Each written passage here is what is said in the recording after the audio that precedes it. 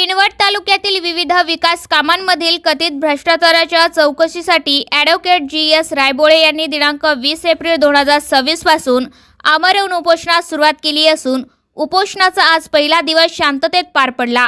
जिल्हा परिषद कार्यालय नांदेड येथे सुरू असलेल्या या उपोषणात त्यांनी ग्रामपंचायतींना दिलेल्या निधीतील गैरव्यवहार, रस्ते व पुलांच्या कामांतील अनियमितता तसेच जल जीवन मिशन अंतर्गत पाणी पुरवठा योजनांमधील कथित भ्रष्टाचाराची सखोल चौकशी करण्याची मागणी केली आहे।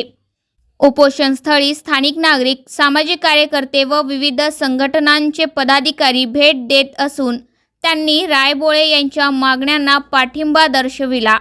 प्रशासनाने तात्काळ दखल घेऊन संबंधित प्रकरणांची चौकशी करून दोषींवर कार्यवाही करावी, अन्यथा आंदोलन तीव्र करण्याचा इशारा देण्यात आला आहे।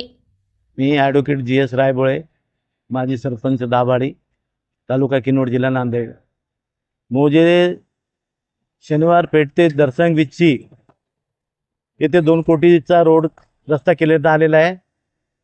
तो रस्ता 5-10 लाख रुपयामध्ये करून सगळं बोगस कामे करून कार्यकारी अभियंता, सहाय्यक अभियंता, उपअभियंता यांनी गुत्तेदार संगनमत करून 2 कोटी रुपये हडप केले आहेत।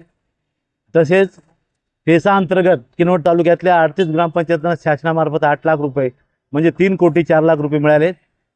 कुठल्याही ग्रामपंचायत कुठलेही काम न करता शासनाचा मानव विकास पैसा हडप केला आहे। यामध्ये गट विकास अधिकारी, तत्कालीन ग्रामविकास अधिकारी हे सगळे सहभागी असून त्यांनी हा भ्रष्टाचार केला आहे, हे माझी मागणी आहे।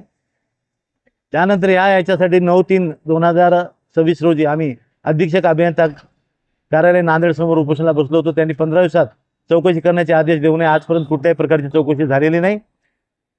ती चौकशी झाली नसल्यामुळे मी आज दिनांक 20 एप्रिल 2026 रोजी जिल्हा परिषद कार्यालय नांदेड समोर उपोषणाला बसलेला आहे। तसेच माझ्या दाभाडी गावामध्ये जल जीवनचे नळयोजनेचे काम 2022ला करून अर्धवट सोडून दिले। 2022 पासून ते आतापर्यंत गावात नळयोजनेच्या पाणी मिळालेलं नाही। सगळं बोगस काम झाल्यामुळे लोकांना पिण्याच्या पाण्यापासून वंचित राहावे लागत आहे। त्यासाठी मी वारंवार तक्रारी देऊन, निवेदन देऊन सदरील नळयोजनेचे काम ताबडतोब सुरू करावे व गावातील जनतेला उन्हाळा लागल्यामुळे पिण्याची व्यवस्था करावी अशी मागणी करू नये। आजपर्यंत कुठल्याही अभियंत्यांनी, शासकीय अधिकाऱ्यांनी दखल घेतली नाही आणि काम अर्धवट आहे, बोगस झालेलं आहे। ते काम तात्काळ पूर्ण करावे अशी माझी विनंती।